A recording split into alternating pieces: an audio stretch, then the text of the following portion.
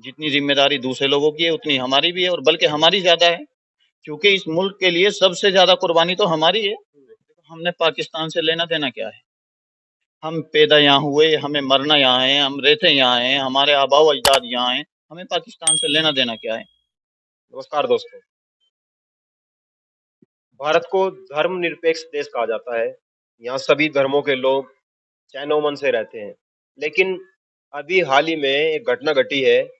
بھاجپا کی کوئی نیتری تھی، نوپور شرما، انہوں نے جن کو مسلم بڑے آدر ستکار سے دیکھتے ہیں ان کے بارے میں اب شبد کہے۔ اس کے بعد انہیں جیسے ہی مسلم دیشوں نے ہمارے دیش کے خلاف بولنا شروع کیا کہ اس طرح کی گھٹنا وہاں گھٹ رہی ہے، تبھی سے انہیں پارٹی سے باہر کا راستہ دکھا دیا۔ پہلی تو بات، ایسے لوگوں کو پارٹی میں جوڑا کیا جاتا ہے جنہیں یہ نہیں پتا، اگر ہم کسی کا بھی سمان کرتے ہیں، وہ کرمنل ہو، گنڈا ہو، موالی ہو، اگر ہم اس کا سمان کرتے ہیں تو ہم اس کے بارے میں غلط نہیں سن سکتے۔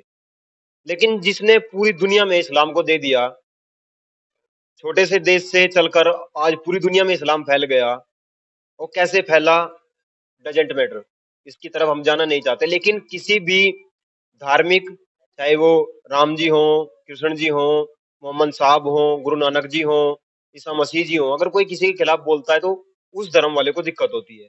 ابھی ہم گاؤں کھندراولی میں ہیں اور یہ ضلع شاملی میں آتا ہے۔ ابھی ہم مدرسے میں آئے ہیں، مدرسے میں کیا کیا چل رہا ہے اور ایسی گھٹنا کیوں گھٹتی ہے، اس کے پیچھے کیا کارن ہے۔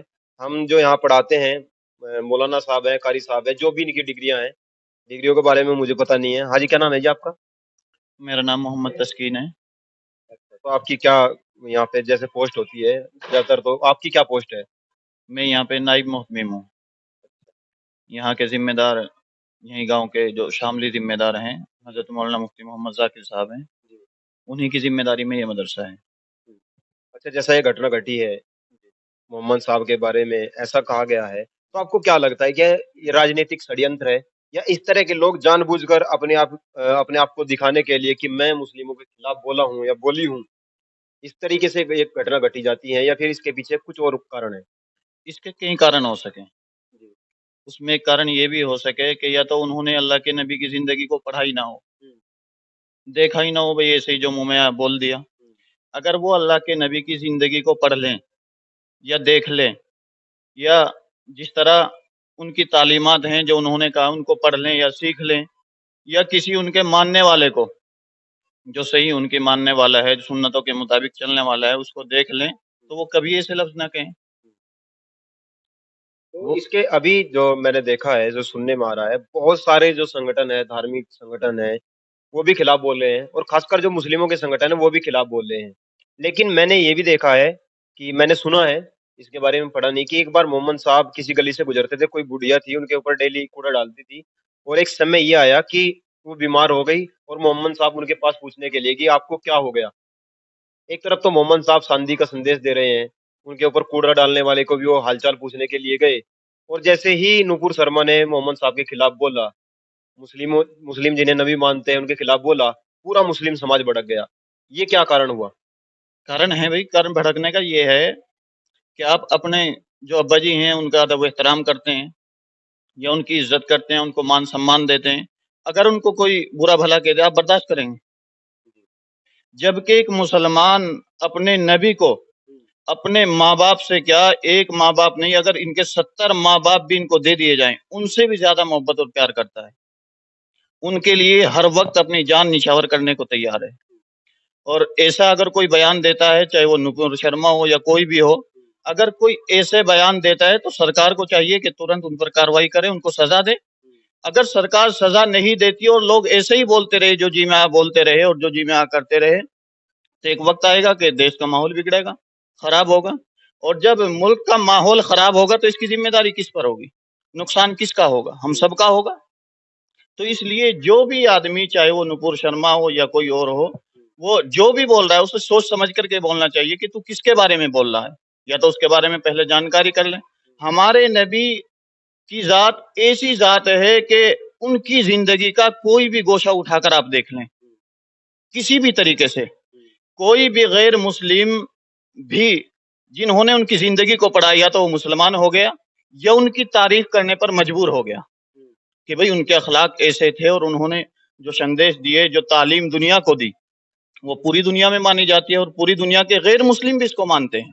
نہ جانے ان لوگوں کو کیا ہو گیا، راجنیتی کا چکر ہے یا یہ اور مشہور ہونا چاہتے ہیں یا کیا ان کے دماغ میں کیا بات بھری ہوئی ہے، یہ تو یہی جانتے ہیں.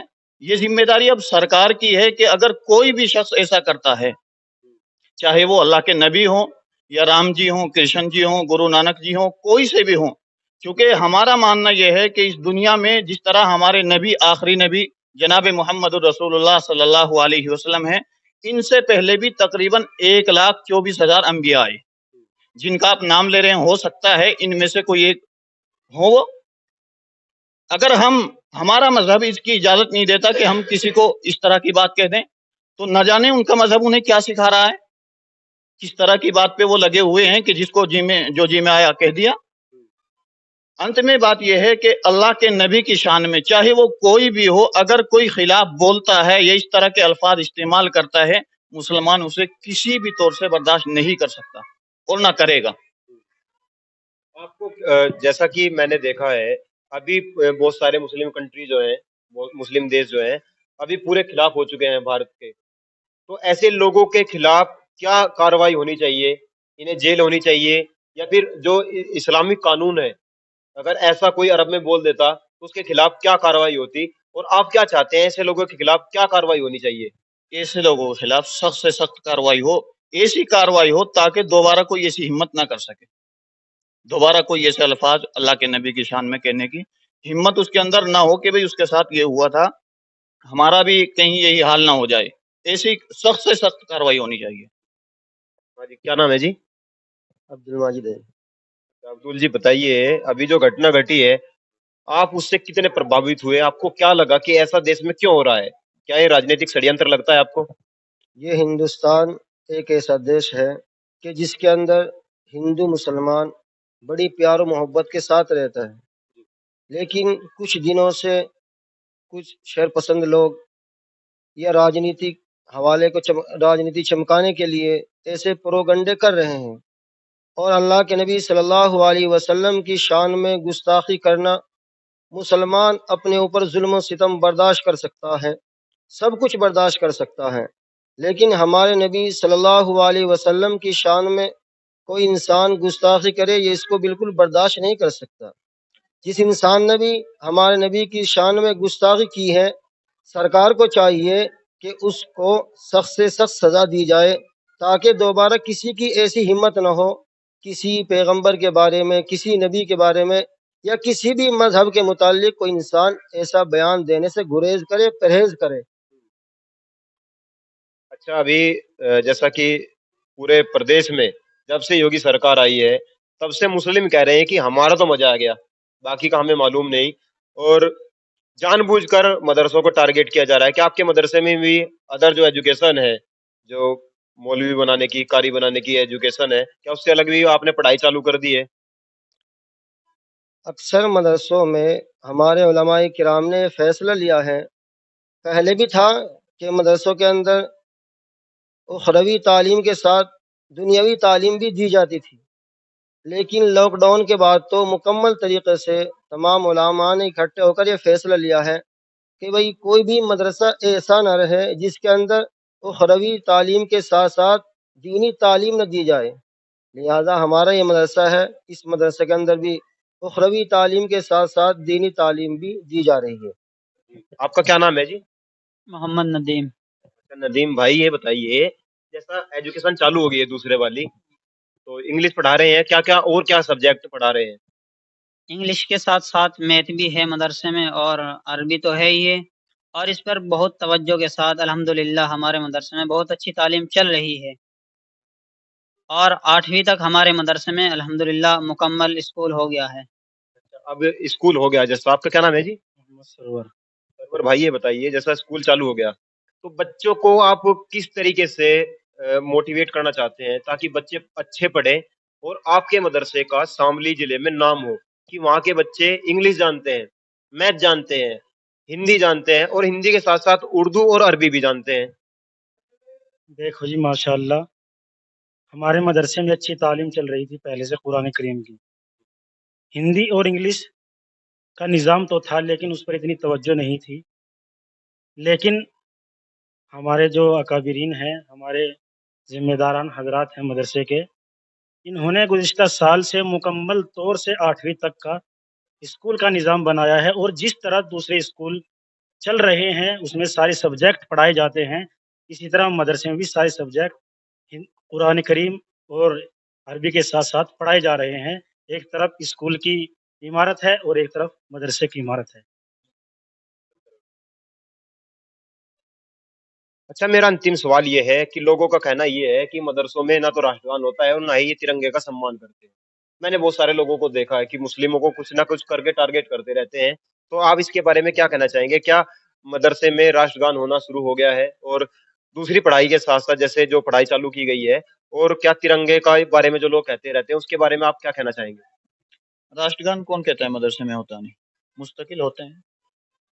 بس یہ تھا کہ پہلے موقع موقع پہ ہوتا تھا، ہر دن نہیں ہوتا تھا، اب یہ ہے کہ مستقل ہو رہا ہے، ورنہ راشٹرگان پہلے بھی ہوتا تھا، اب بھی ہوتا ہے۔ جب وہ ہمارے دیش کا راشٹرگان ہے تو کیوں نہیں ہوگا؟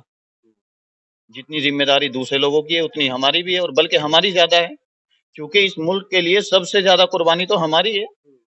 اتنی دوسرے لوگوں نے، دوسرے جو ہمارے بھائی ہیں ان کی اتنی قربانی نہیں، ان کا اتنا خون نہیں بہایا جتنا ہمارا بہایا ہے، کیونکہ سب سے پہلے جو آزادی کی شروعات کرنے والے ہیں وہ ہمارے اکابرین ہیں، انہی نے سب سے پہلے یہ آواز اٹھائی اور اپنی جانوں کو پیش کیا، اور آج بھی یہی ہے، اور آئندہ بھی جب بھی اس ملک کو ہمارے خون کی ضرورت پڑے گی ہر وقت ہمارے اکابرین تیار ہیں، ہر وقت ہمارے نوجوان تیار ہیں، مستقل اس کی قربانی کے لیے جس طرح بھی ہمارے ملک کو ہماری جس طرح سے بھی ضرورت ہے، چاہے وہ مالی اعتبار سے ہو، چاہے وہ جانی اعتبار سے ہو، ہر وقت ہم اپنے ملک کے لیے تیار ہیں۔ لوگ یہ بھی کہتے رہتے ہیں کہ کیول اور کیول اسلام کی بات کرتے ہیں، ہم اسلام کے لیے تیار ہیں، دیش کی ہم بات نہیں کرتے، تو اس کے پیچھے کیا کارن ہے؟ لوگ ایسا کیوں کہتے ہیں؟ جیسے پاکستان کے کچھ لوگ آتنکوادی بن گئے اور اپنے ہی لوگوں پر بم ڈال دیتے ہیں، اپنے ہی لوگوں کو مار دیتے ہیں، اور جب آتنکوادی یہاں آتے ہیں تو مرنے والوں میں مسلم بھی ہوتے ہیں، تو اس کے پیچھے کیا کارن ہے، اور آپ کیا کہنا چاہیں گے اس کے بارے میں؟ ہم نے پاکستان سے لینا دینا کیا ہے؟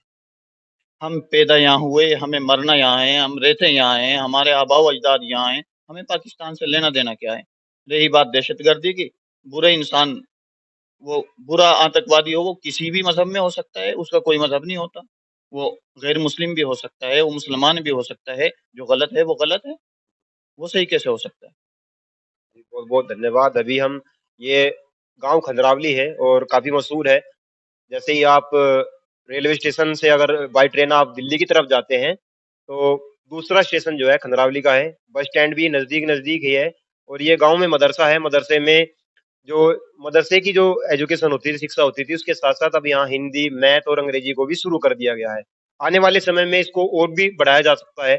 ادر جو ایجوکیشن ہے، میں نے بہت سارے مولویوں سے ملاقات کی ہے، بہت سارے میں ودوانوں سے، پنڈتوں سے ملا ہوں، لیکن سب کے اندر کچھ نہ کچھ جو کٹرواد تھا اب وہ دھیرے دھیرے سماپت ہو رہا ہے، اور لوگ جو ہیں اپنے بچوں کو ایجوکیشن کی طرف لے کر جا رہے ہیں تاکہ آنے والے سمے میں انہیں کوئی دقت نہ ہو۔